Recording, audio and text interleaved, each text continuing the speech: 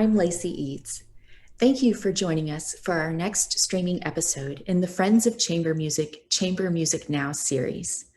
Our next concert features clarinetist Anthony McGill, accompanied by Inon Barnatan, Gloria, Chien, and Alisa Weilerstein, performing works by MESSIAEN, POULENC, and BRAHMS.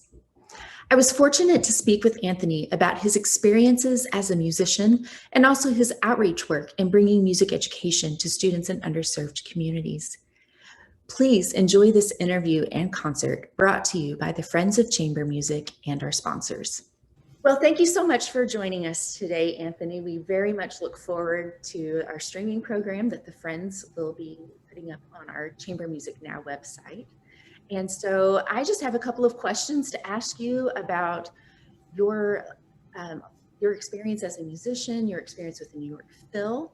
And so I have to start with, when did you pick up the clarinet and what drew you to the instrument? Yeah, so I started playing at 9 years old, and my brother had already been playing flute for quite a few years, and the reason is that my parents really believed in the value of a music education and a kind of well-rounded education. So that's how we were exposed to music in the first place, and the rest is history. But I was fairly young, I think. But fourth grade is around the time that a lot of young kids start playing clarinet. So fantastic. Well, that's wonderful that your parents fostered that for both you and your brother. And I'm sure there were plenty of musical moments at home growing up, lots of collaborations, yeah. maybe competitions even. Well, we never competed directly as kids because my brother's 4 years older than me. But I think he kind of he was really supportive, and he like pushed me because he knew so much more about music. So in that spirit, I guess there was no competition from me towards him, but I think I probably wanted to follow in my brother's footsteps and kind of do as good as he was doing, as in the kind of field, if you will, of young musicians in Chicago where we grew up. Oh, thank you. Well, what a wonderful thing to grow up with, having such a wonderful role model and mentor right there with you all the time. Yeah. So when did you know that you wanted to become a professional musician, or did it find you? Yeah, I think that's a really interesting question. I think I decided at a young age that I loved music, and the career kind of found me. But I really fell in love with music just a few years into it, and after a few really great pivotal experiences.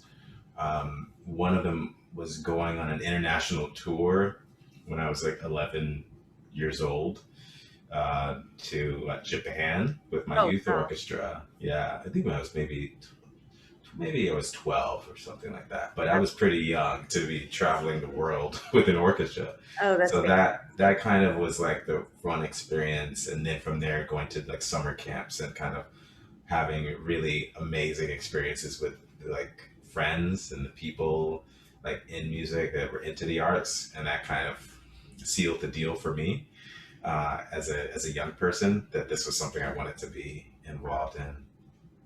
That's great. So shout out to the music educators in your childhood, your teenage years, for making this opportunity be possible for you. Certainly. Fantastic.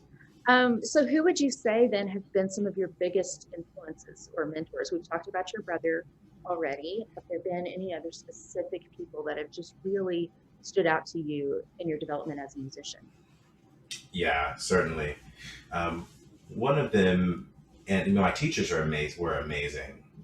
Growing up, I had some of the best teachers in Chicago. I was lucky enough to start off at a community music program.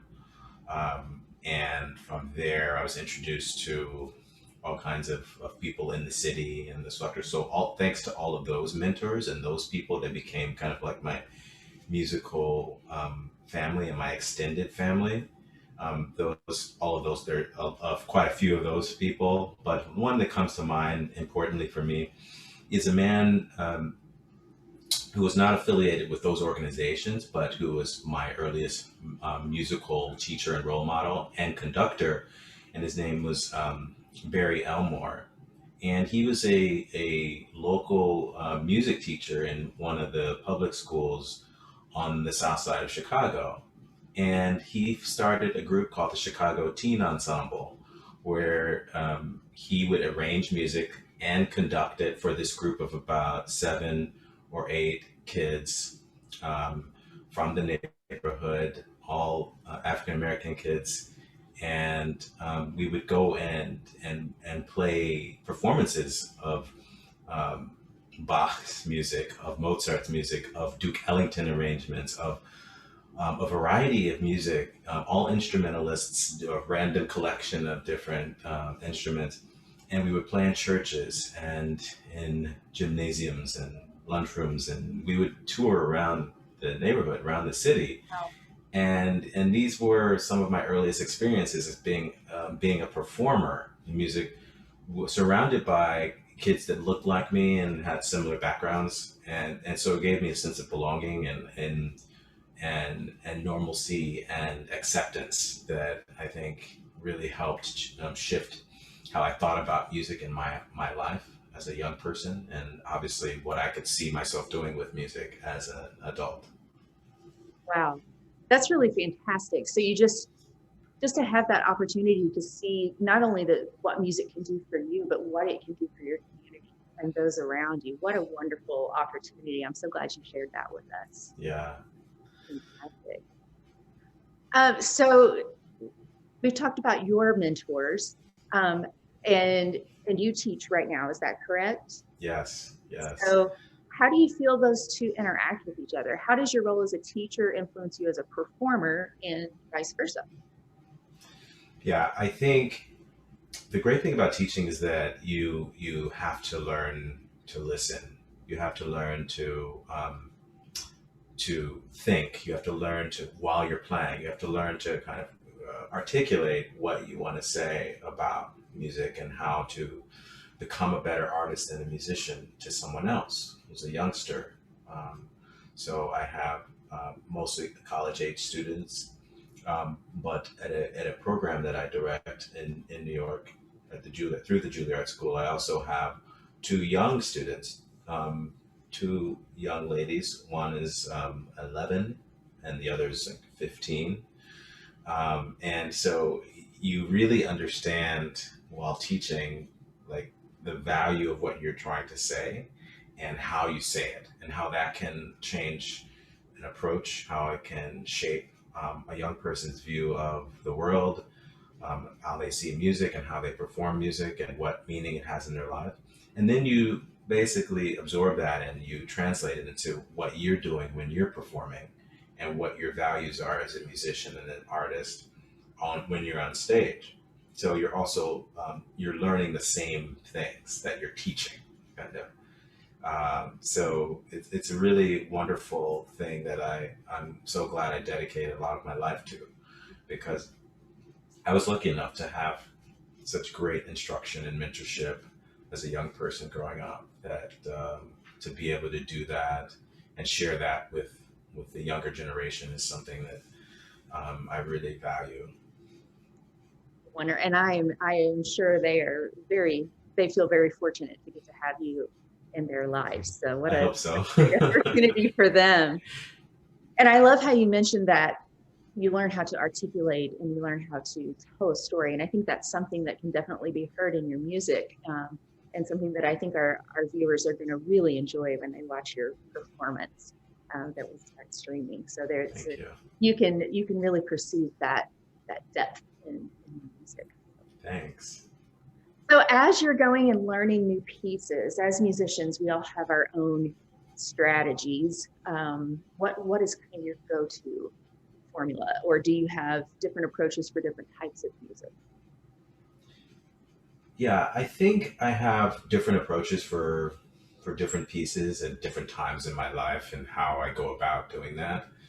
But I would say now my approach is kind of a ground up approach.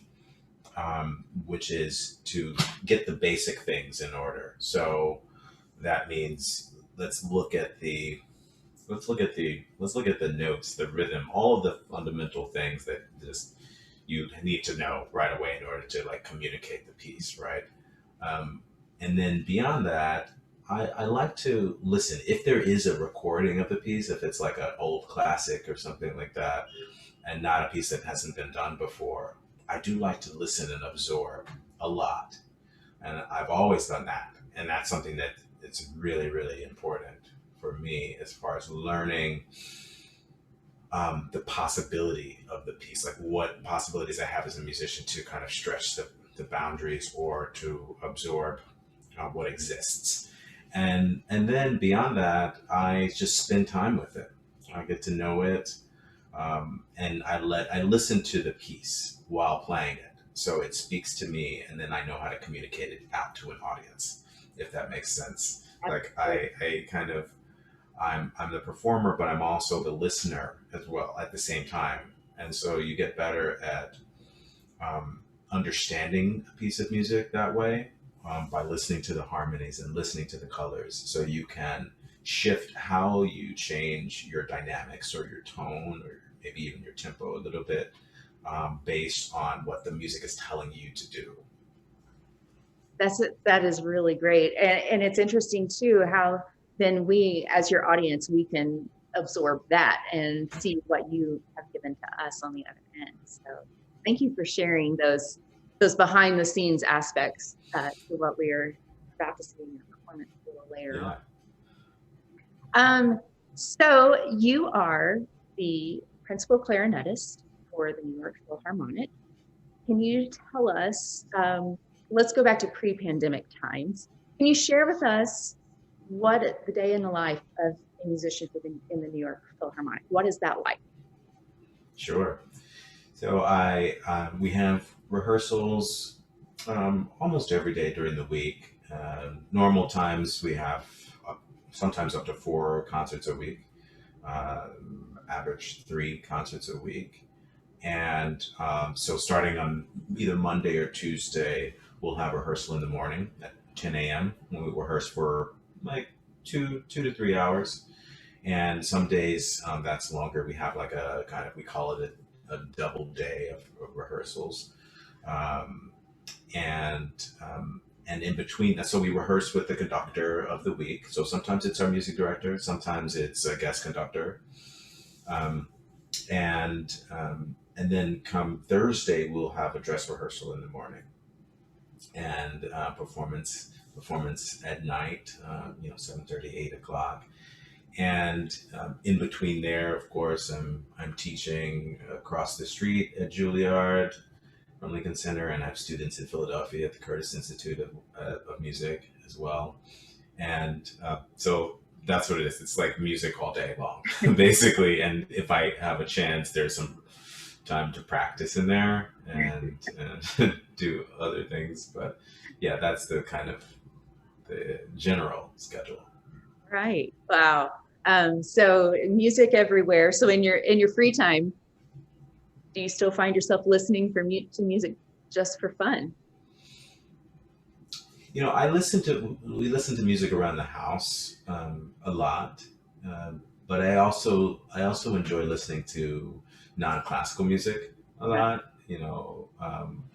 My wife likes to put on classical music, and that's nice, but I have to kind of pay attention sometimes when I'm listening to classical music. I have to kind of work in a way when listening to classical music. You have to shut it off a bit. So I put on different playlists of different things too, just to kind of have a vacation from that. But yeah, music is always on. I don't like being in a silent space. I need music of some sort all the time. Yeah. Well, and that is, everyone has to have a day off from the job, even when it's something that we truly enjoy. So that time away is definitely important to take the rest so you can come back when it's time to perform again. Exactly. And so not only are you the principal clarinetist, but you were the principal principal player, period, for the New York Phil, correct? Oh, and it's almost, what, 150 years? No, 175 years. Yeah, 175 years. Yeah. Yeah, a kind of role model of mine was in the orchestra before he passed, for many years, and he was Jerome Ashby. He was associate principal horn before me, but yes, the first strictly principal player in the orchestra. And For sure. how do you feel about that? That's definitely a moment in music history. And how do you feel about your role then in diversifying classical music? Yeah, well, I think it's important to realize that I am not the first person um, uh, to play classical music that was black. I'm not the first person to be in classical music and to be in the field and to make a career in classical music. There have been many people that have come before me that whose shoulders I'm standing on, and in some of our major orchestras. And so I think first and foremost, I am grateful to those people um, who really had to face such, serious barriers to entry into the field. And so I'm thankful for them. And then it makes me think that I'm also proud that I can kind of represent for the next generation, the young people that come to the Philharmonic and they might see me on stage, one person who happens to have the same skin tone as them, and think I can do that. Yes. And that's a really powerful thing, and that goes into why representation matters on the stages. So to have a part in that, to be able to kind of, with my music, hopefully shape a young person's life, maybe, or even around the country. I meet young people at universities around the country too who told me, I saw you on and on broadcast, and I knew that I wanted to play music and I wanted to be here. And so I see so many more of these people, and so that is the part that's inspiring to me. I think, as far as having more progress regarding that, that's something that I think is really important too. That we need to acknowledge that um, there is a gap here and a blind spot for Yes. so many within our industry, and so we need to work together um, to bring people together to be able to create change, positive change in the world. And so that's something that I really believe in and passionate about. And I hope we can make a difference in that department. Absolutely. Well, thank you for that. And you do some outreach activity as well. Is that correct? Well, I do. I am the artistic director of a program run through the Juilliard School called the Music Advancement Program, which is a program for about 70 to 80 young people from the ages of 8 to 16. And we're looking for musicians, young musicians that are passionate about music, that are an intermediate to advanced level, from underserved communities and from economic backgrounds that predominantly normally haven't been had access to classical music. And so we have a Saturday program that's a real conservatory style program, like I went to in Chicago.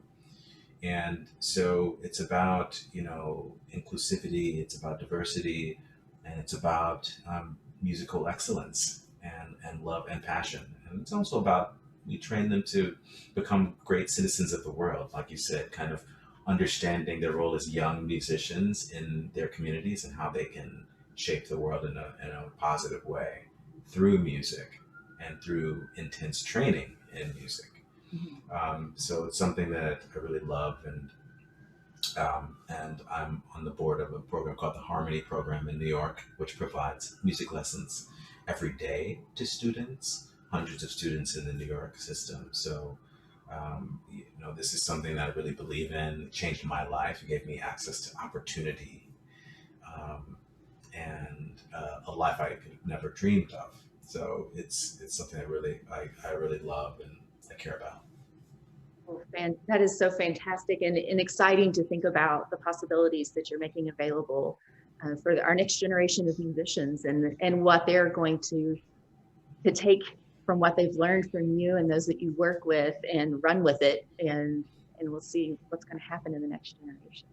Yeah. It's just wonderful to hear. And the last thing I want to ask you about is we're looking at your program with the MESSIAEN, the POULENC, and the BRAHMS. Do you have any specific themes you would like our viewers to listen for in those works? Yeah, I think what's interesting is that the works are also unique, and I would go back to what I was talking about earlier, which is um, sometimes we don't necessarily know a work, but if we listen carefully, we can find out what the work is telling us, like what emotions, what structure, what story the pieces are communicating to us, and allowing that to happen is really important, especially with the MESSIAEN. I think you can put yourself in a place that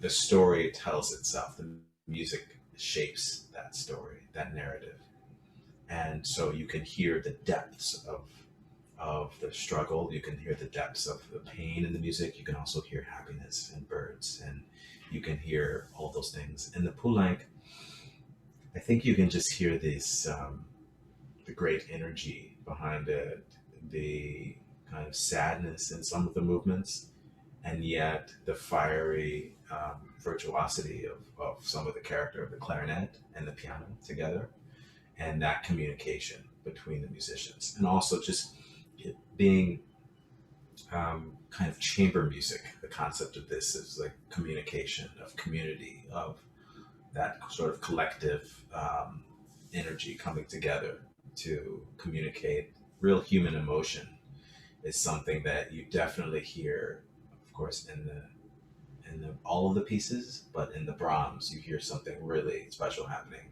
And so just to kind of let yourself experience all of those sounds, those emotions, um, those characters in the music, and follow along to your heart's desire is something that I think we all like to do when we play chamber music and listen to it.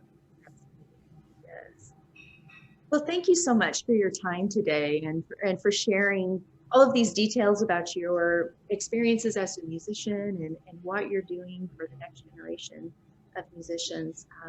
Is there anything else that you would like to share with us today that we haven't covered? Or Well, I think that about covers it. But I just want to thank everyone for listening and supporting music locally and internationally, and having us come into your living rooms in this time, and or wherever you're watching. It's really special, I think, to be able to share music with an audience. Maybe an audience that I don't know yet, but now will know me, and I think that's really cool.